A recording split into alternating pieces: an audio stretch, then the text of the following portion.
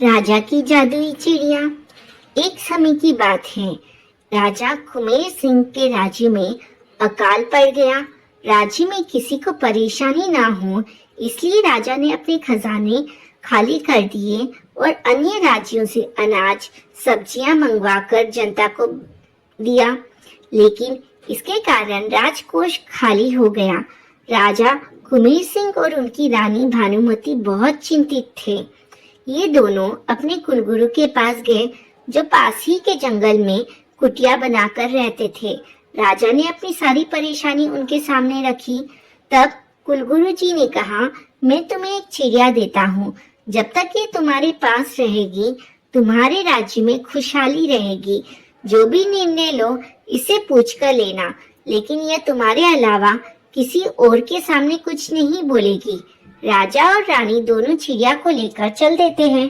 तभी गुरुजी ने कहा, राजन, इस चिड़िया को हमेशा खुश रखना, नहीं तो तुम भी खुश नहीं रह पाओगे।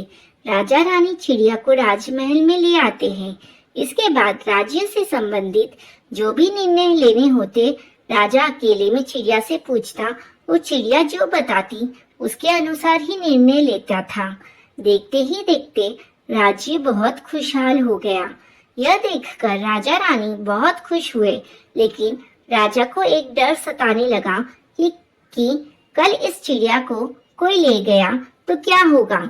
यह सोचकर राजा चिड़िया को कहीं बाहर नहीं जाने देता था, उसे पिंजरे में कैद करके रखता था। एक दिन रानी ने राजा को बताया, महाराज, चिड़िया बहुत उदास है, कल से उसने दाना भी नहीं चुगा है। राजा ने उससे जाकर कारण पूछा, लेकिन चिड़िया कुछ नहीं बोली। अब राजा उससे राज्य के संबंधित कोई भी प्रश्न करता, चिड़िया चुप रहती। राजा चिड़िया को लेकर अपने कुलगुरु के आश्रम पहुंच गया। कुलगुरु ने कहा, राजन, इस नन्ही सी जान ने तुम्हारे राज्य को समृद्ध बना दिया और तुमने इसे कैदियों की तरह पिंजरे में कैद कर दिया और इसकी आजादी भी छीन ली। तब राजा ने कहा, लेकिन महाराज, मैं इसे शत्रुओं से बचाना चाह रहा था। तब कुलगुरु ने कहा, नहीं राजन, तुम इसे खोने से डर रहे थे, क्योंकि तुम अब इसे खोना नहीं चाहते थे। कुलगुरु ने कहा, क्योंकि तुम अब सही निर्णय लेने के काबिल नहीं रहे। तब राजा को बात समझ में आ जाती है। वह कहता है, गुरुजी, मुझे अपनी भूल का एहसास है। मैं अब किसी चिड़िया की मदद से राजपाट नहीं चलाऊंगा, अब मैं खुद निर्णय लूंगा।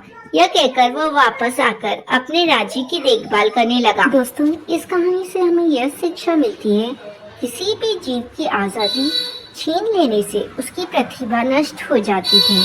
जीवन में हमेशा आजाद पंछी की तरह उड़ान भरो। ज्यादा चिंता भी एक प्रकार की कैद है। इसे बाहर निकलकर देखो, रास्ते स्वयं नजर आने लगेंगे।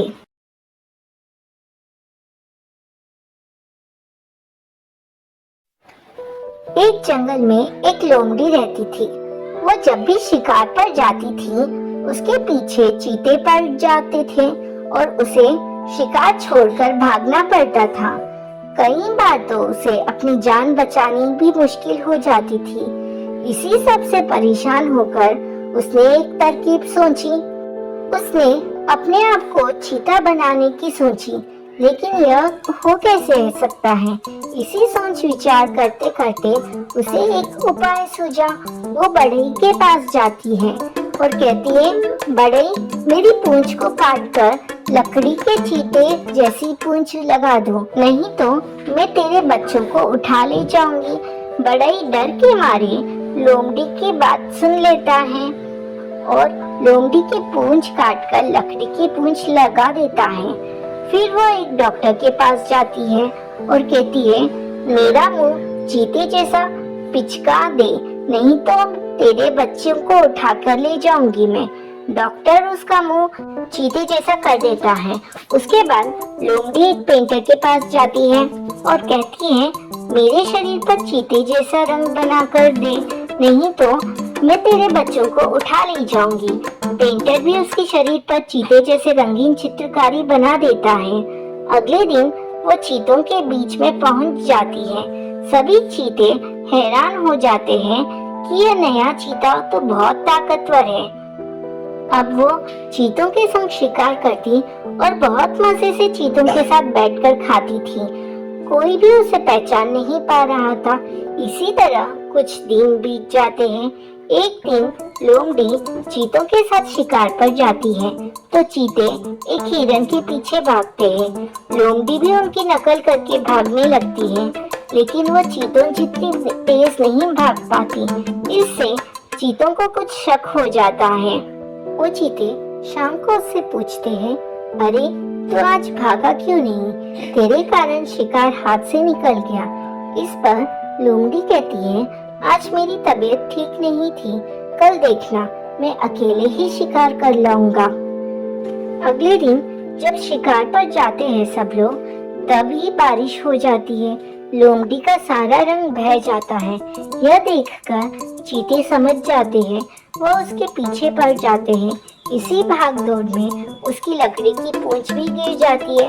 वो किसी तरह अपनी जान बचाकर लोमड़ियों के झुंड में पहुंच जाती है, लेकिन जब वो वहां जाती है तो उसे कोई नहीं पहचानता।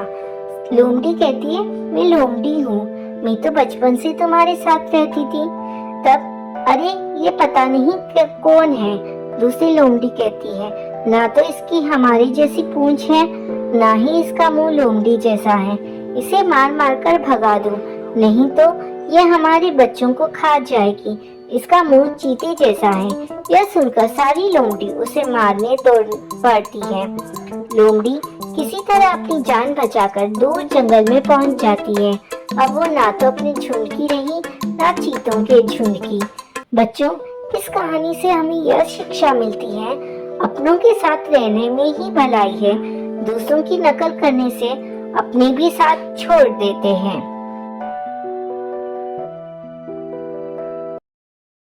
जय श्री कृष्ण दोस्तों। मगरमच्छ और सोने के सिक्के। एक नदी में एक मगरमच्छ रहता था। वो बहुत चालाक था। बहुत सारी मछलियों को खाने के बाद उसने सोचा, क्यों ना इंसानों को खाया जाए। एक दिन एक आदमी नदी में नहा रहा था। मगरमच्छ ने उसे पकड़ लिया और खींचकर नदी के अंदर ले गया। मगरमच्छ को कई दिनों का भोजन मिल चुका था, लेकिन उस आदमी को मगर ने खा लिया। यह बात आसपास के कई गांवों में फैल गई। अब कोई भी नदी के पास नहीं जाता था। मगरमच्छ का मन बहुत परेशान रहने लगा। उसे शिकार करने का मौका नहीं मिल रहा था। एक दिन वह पानी के अंदर तैरकर मछलियों को खाने की कोशिश कर रहा था। तभी उसे पानी में एक पोटली नजर आई। मगर ने देखा, उसमें सोने के सिक्के भरे हुए थे। अब मगरमच्छ को एक उपाय सूझा। उसने उस पोटली को अपनी पीठ के ऊपर रख लिया और पानी की सतह पर घूमने लगा। दोपहर के समय गांव के कुछ किसान अपने खेत में काम कर रहे थे। सूरज की किरणें सोने के सिक्के पर पड़ी तो वो चमकने लगे। उसकी चमक देखकर एक किसान नदी के पास आया तो उसे सोने के सिक्कों से भरी पोटली नजर आई। दूर से उसे पोटली के नीचे मगरमच्छ जो कि पानी के अंदर था वह नहीं दिखा।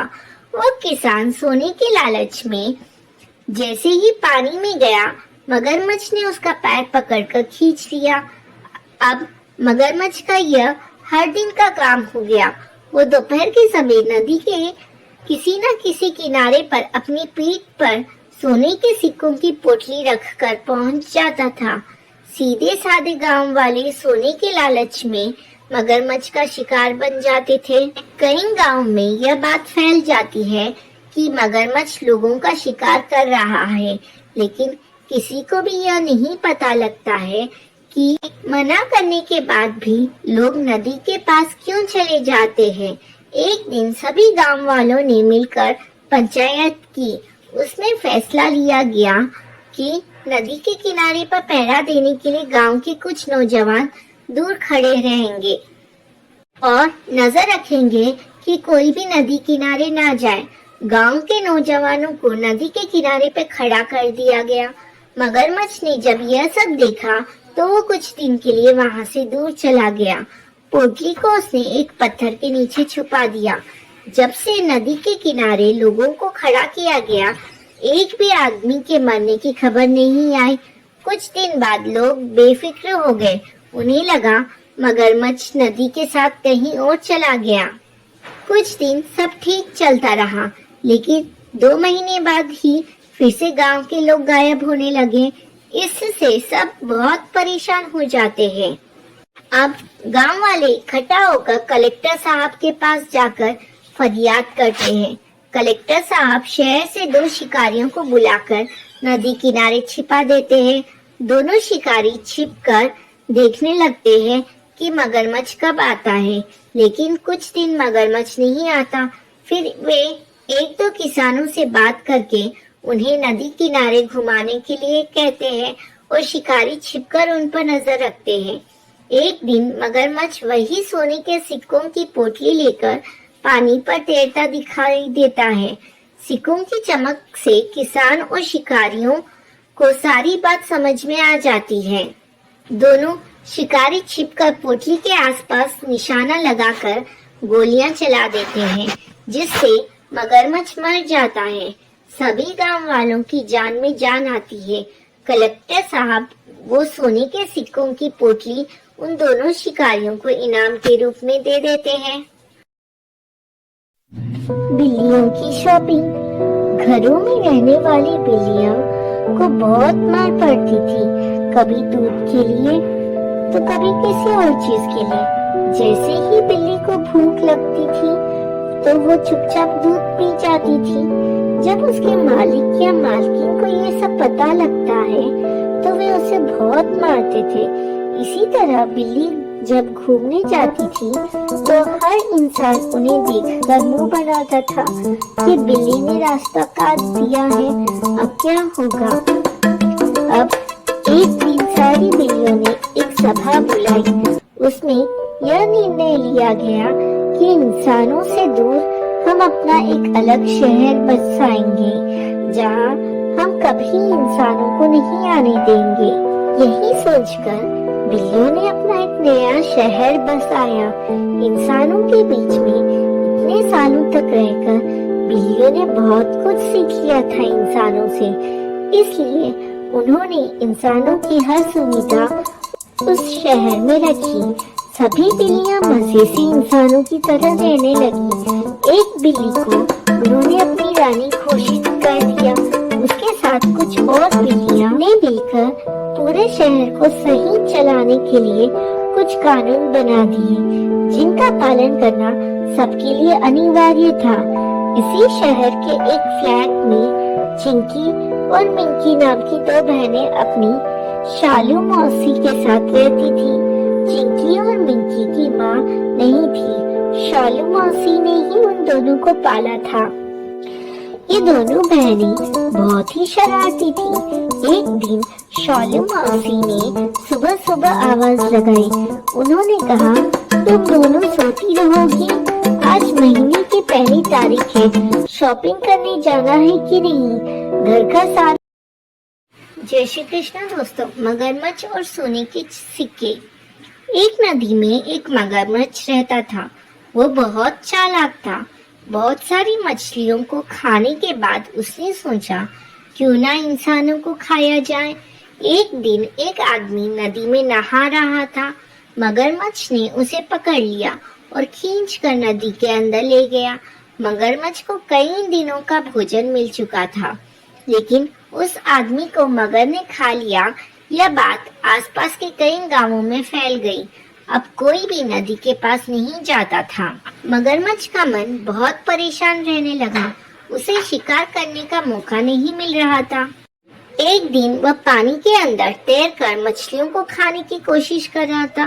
तभी उसे पानी में एक पोटली नजर आई। मगर ने देखा, उसमें सोने के सिक्के भरे हुए थे। अब मगरमच्छ को एक उपाय सूझा। उसने उस पोटली को अपनी पीठ के ऊपर रख लिया और पानी की सतह पर घूमने लगा। दोपहर के समय गांव के कुछ किसान अपने खेत में काम कर रहे थे। सूरज की किरणें सोने के सिक्के पर पड़ी तो वो चमकने लगे। उसकी चमक देखकर एक किसान नदी के पास आया तो उसे सोने के सिक्कों से भरी पोटली नजर आई। दूर से उसे पोटली के नीचे मगरमच्छ जो कि पानी के अंदर था वह नहीं दिखा।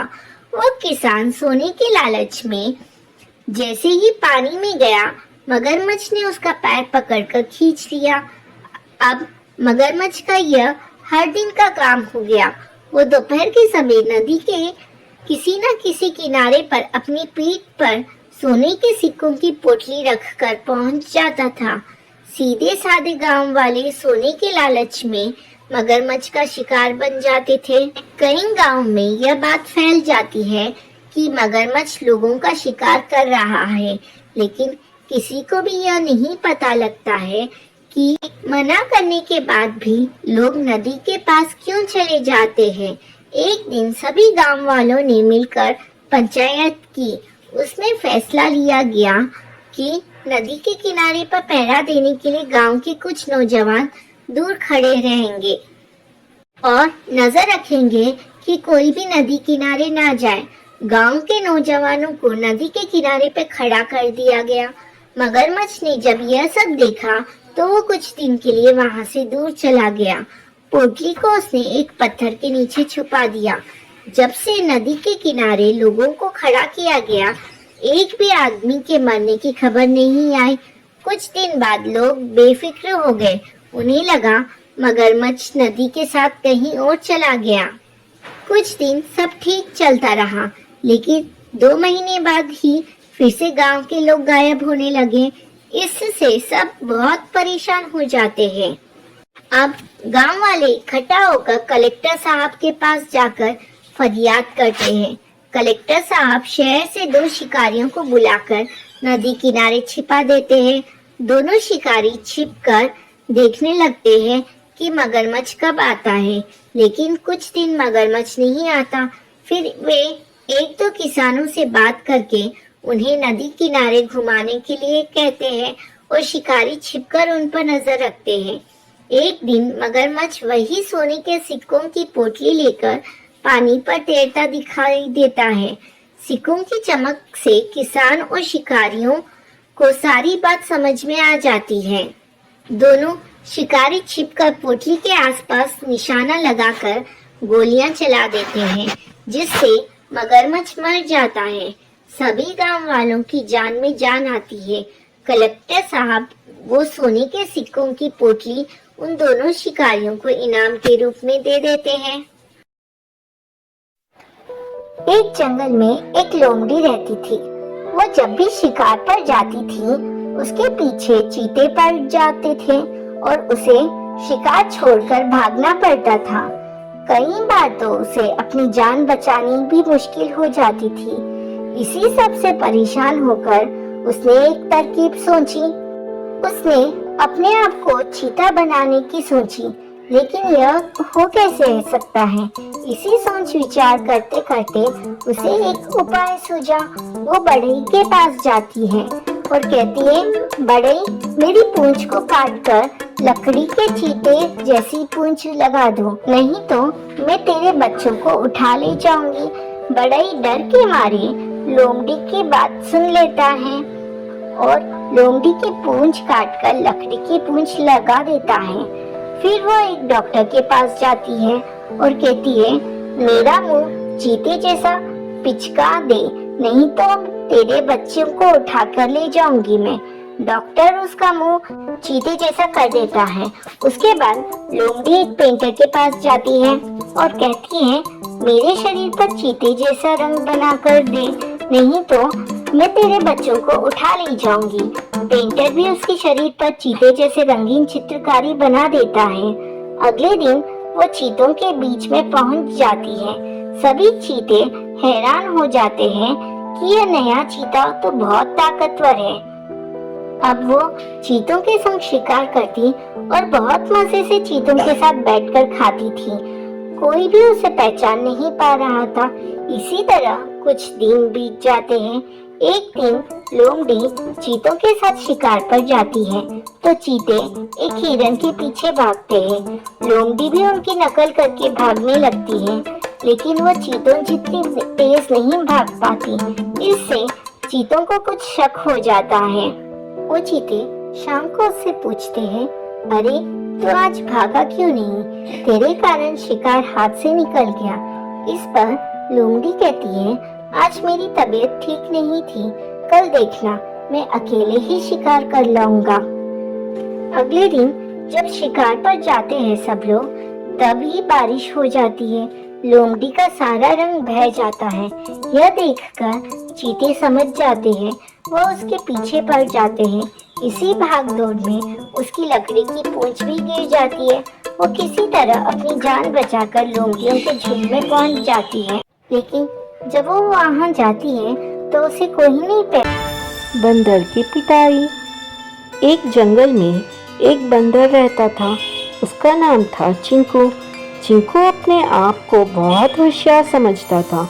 वह हमेशा जंगल के भोले भाले जानवरों को बेवकूफ़ बनाकर उनके खाने पीने के सामान पर हाथ साफ करता रहता था।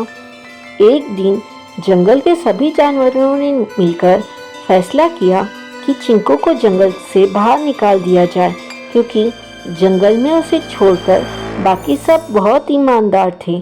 जंगल के राजा शेर सिंह ने सभी जानवरों को पंचायत में बुलाया और कहा कि चिंकू, हम सब ने यह फैसला किया है कि तुम्हें जंगल छोड़कर जाना होगा, क्योंकि तुम जंगल के भोले भाले जानवरों को अपनी बातों के जाल में फंसाकर उनसे खाने पीने का सामान ऐंठते रहते हो।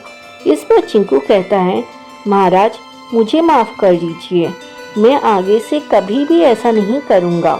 इस पर शेर सिंह कहता है, इसलिए तो तुम्हें जंगल से निकाल रहे हैं, तुम कहीं और जाकर रहो। जब तुम्हारा पाला तुमसे भी तेज लोगों से पड़ेगा तो तुम्हें हमारी ईमानदारी समझ आएगी। 1 साल तक तुम्हें जंगल से बाहर जाना होगा। इस पर चिंकू चुपचाप अपनी सज़ा सुनता रहा। फिर वह बेमन से जंगल छोड़कर शहर आ गया। शहर में ना तो पेड़ थे जहाँ से वह फल तोड़कर खा सके, और ना उसे पीने का पानी मिल रहा था। दुकानों में रखे फलों को उठाने जाता तो दुकानदार लट्टू लेकर उसके पीछे भागता। चिंकू भूखा प्यासा बड़ी मुसीबत में फंस गया। वो जंगल भी नहीं जा सकता था। एक दिन जब एक दुकानदार रात के समय अपनी दुकान बंद कर रहा था, तो चिंकू चुपचाप एक खाली फलों की टोकरी में छिपकर बैठ जाता है। रात को जब दुकान बंद हो जाती है तो वो टोकरी में से निकलकर फल खाने लगता है। वहीं दुकान के फ्रिज में से पानी की बोतल और जूस निकालकर पीने लगता है। उसका पेट भर जाता है। अब उसे ज़ोर से नींद आ रही थी, वहीं सो जाता है। सुबह जब उसकी नींद खुलती है तो दुकान खुलने का समय हो जाता है। वह चुपचाप जाकर उसी टोकरी के अंदर छिप जाता है। दुकानदार जब दुकान खोलता है तो वो देखता है कि कुछ फल आधे कुतरे हुए थे तो कुछ पूरे। उसे पानी की खाली बोतल और जूस का खाली डिब्बा भी पड़ा हुआ मिलता है। वो इधर उधर देखता है तो उसे टोकरी के बाहर चिंकू की पूंछ दिख जाती है। वो चुपचाप एक मदारी को बुला लेता है। दुकानदार कहता है, देख भाई, ये बंदर मुझे बहुत नुकसान कर रहा है, तू इसे पकड़कर ले जा। मदारी चिंकू को पकड़ लेता है और अपने साथ ले जाता है। मदारी चिंकू को रोज़ मारता था और बहुत कम खाने को देता था। धीरे धीरे उसने चिंकू को नाचना सिखाया और बाकी सारे करतब भी सिखा दिए। मदारी चिंकू से कहता है एक दिन, सुन, मैंने तुझे सब कुछ सिखा दिया है, कल से तू तमाशे में दिखाना। सही से दिखाएगा तो मेरी कमाई होगी, अगर एक भी गलती की तो पिटाई होगी तेरी, और शाम को खाना भी नहीं मिलेगा। अगले दिन से चिंकू मदारी के इशारे पर करतब दिखाने लगा। शाम तक वो थक जाता था, तब कहीं उसे खाना मिलता था। चिंकू रात को रोता रहता था, उसे अपने जंगल की याद आती थी। चिंकू कहता था कि काश मैं ईमानदारी से रहता तो जंगल में खाने पीने की कोई कमी नहीं थी, बिना मेहनत के खाना मिल जाता था, फिर आराम से किसी पेड़ पर सो जाते थे। एक दिन चिंकू तमाशा दिखा रहा था, तभी ऊपर आसमान में चिड़िया का एक झुंड निकला। एक चिड़िया ने कहा, अरे ये तो अपने जंगल का चिंकू है। चिंकू भी उन्हें देख लेता है। चिड़िया कहती है, क्यों चिंकू भाई, क्या हाल है? यह कहकर सारी चिड़ियाएँ हंसने लगती है। इस पर चिंकू कहता है, बहन, मैं बहुत मुसीबत में हूँ, तुम शेर सिंह से कहो मुझे माफ़ करके जंगल में बुला ले, नहीं तो मैं मर जाऊंगा। चिड़िया को उस पर तरस आ जाता है। वो उस समय कुछ नहीं बोलती है और वहाँ से चली जाती है। अगले दिन फिर वापस आ जाती है। चिड़िया कहती है, चिंकू मैंने बात कर ली है, तुम्हें शेर सिंह और बाकी सब जानवरों ने माफ़ कर दिया है। मैं रात को तुम्हारे पास आऊँगी और तुम्हारी रस्सियाँ को काट कर तुम्हें आज़ाद कर दूँगी। फिर तुम जंगल चले आना। रात के समय जब मदारी सो रहा था, चिड़िया अन्य चिड़ियाओं के साथ आई और चिंकू की रस्सियों को काट दिया। चिंकू वहाँ से चुपचाप बाहर आ गया और दौड़ता हुआ जंगल में पहुँच गया। अगले दिन पंचायत में चिंकू ने पंचायत में सबसे माफ़ी मांगी। अब वो ईमानदारी से जंगल में रहने लगा। एक जंगल में एक शेर रहता था। उस शेर का एक दोस्त था चूहा। एक बार शेर जंगल में एक पेड़ के नीचे बैठकर आराम कर रहा था। तभी उसके पैर में उस चूहे ने काट दिया। शेर को बहुत गुस्सा आया। शेर ने कहा, तेरी मौत आई है क्या, जो आज जंगल के राजा के पैरों में काट रहा है? चूहा कहता है, दम है तो मुझे पकड़ के दिखा। शेर चूहे के पीछे दौड़ लेता है। दौड़ते दौड़ते बहुत दूर जाने पर चूहा कहता है, रुको शेर भाई। तब शेर कहता है, क्यों, क्या हुआ? निकल गई सब हेकड़ी? मरना ही था तो मुझे इतना क्यों दौड़ाया? अगर मैं तुम्हें नहीं काटता तो तुम मेरे पीछे नहीं आते, और अगर तुम मेरे पीछे नहीं आते तो तुम यहाँ नहीं सर्कस में करतब दिखा रहे होते। इस पर शेर कहता है, वो कैसे? चूहा कहता है, वो देखो सर्कस वालों ने जाल बिछाया था। शेर ने कुछ दूर वापस आकर देखा तो सचमुच सर्कस वाले जाल बिछाकर बैठे थे। यह देखकर शेर कहता है, चूहे भाई तुमने अपनी जान जोखिम में डालकर मेरी जान बचाई है। आज से तुम मेरे दोस्त हो। इस पर चूहा कहता है, ठीक है, लेकिन मेरी एक शर्त है। ये बात तुम किसी को नहीं बताओगे, नहीं तो जंगल के सारे जानवर तुम्हारी हंसी उड़ाएंगे। इस पर शेर कहता है, ठीक है, लेकिन तुम जब भी किसी मुसीबत में हो तो मुझे बुला देना। चूहा कहता है, ठीक है, अब मैं चलता हूँ। इधर शेर उन शिकारियों पर हमला कर देता है। पीछे से हुए हमले से डरकर वे भाग जाते हैं। शेर और चूहे की दोस्ती अब पक्की हो गई। ऐसे कई दिन बीत गए। एक दिन चूहा अपने बिल में आराम कर रहा था। तभी शेर ने उसे आवाज़ दी। शेर की आवाज़ सुनकर चूहा बाहर आया और शेर उससे कहता है, चलो भाई आज जंगल में घूमने चलते हैं। चूहा कहता है, चलो। दोनों घूमने चल देते हैं। रास्ते में चूहे को एक बिल्ली नज़र आती है। चूहा डर के मारे शेर के पैरों के नीचे से चलने लगता है। बिल्ली भी शेर के पीछे चलने लगती है। ये देखकर बिल्ली सोचती है कि शेर इसे देखेगा तो अपने पंजों से इसे दबाकर मार देगा, फिर मैं इसे खा लूँगी। बिल्ली को शेर के पीछे जाता देख एक कुत्ता पीछे पीछे चल देता है। बिल्ली चूहे को खाएगी, मैं बिल्ली को खा जाऊँगा। यह सोचकर कुत्ता भी उसके पीछे चल देता है। कुछ और आगे जाने पर एक सियार तीनों को देखता है तो वो भी यह सोचता है कि चलो शेर के जाने के बाद मैं इन तीनों को खा जाऊंगा। उनके कुछ दूर आगे जाने पर मगरमच्छ पीछे पीछे आने लगता है। ये सोचता है अगर सियार सबको खा जाएगा तो मैं इसकी टांग पकड़कर पानी में ले जाकर आराम से इसे खा जाऊंगा। इसी तरह इनको चलता देख हाथी सोचता है, लगता है शेर के डर से सब उसके पीछे चल रहे हैं, मुझे भी चलना चाहिए, शायद कहीं सभा होने जा रही है। इस तरह हाथी भी पीछे चल देता है। उनके पीछे इसी तरह पूरे जंगल के जानवर चलने लगते हैं। आगे चलते चलते नदी आ जाती है। शेर और चूहा वहाँ बैठकर विश्राम करने की सोचते हैं नदी किनारे। जब शेर पलटकर देखता है तो पूरे जंगल के जानवर उनका पीछा कर रहे थे। यह देखकर वो कहता है, अरे तुम सब हमारे पीछे क्यों आ रहे हो? सभी जानवर अपना अपना कारण बता देते हैं। शेर और चूहा दोनों हंसने लगते हैं। शेर कहता है, एक चूहे को खाने के लिए इतने बड़े जानवर लाइन लगाकर बैठे हैं। ये चूहा तो मेरा दोस्त है, खबरदार किसी ने इसकी तरफ आंख उठाकर देखा तो। इस पर चूहा कहता है, शेर भाई रहने दीजिए, मैं तो अपने बिल में ही अच्छा था। तब शेर कहता है, नहीं, आज से तुम कहीं भी घूमो, अगर इस चूहे को कुछ भी हुआ तो मैं इस जंगल के सभी जानवरों को खा जाऊंगा। सभी जानवर उसकी बात सुनकर डर जाते हैं। हाथी कहता है, लेकिन महाराज, हम में से आधे जानवर तो शाकाहारी है। हम यह सोचकर आए थे कि आप जंगल में सभी जानवरों की सभा करने जा रहे हैं, लेकिन आप तो इस चूहे के गुणगान कर रहे हैं। शेर कहता है, सुनो, इस नन्हे से चूहे ने एक बार मेरी जान बचाई थी, इसलिए ये मेरा दोस्त है। किसी को भी छोटा नहीं समझना चाहिए।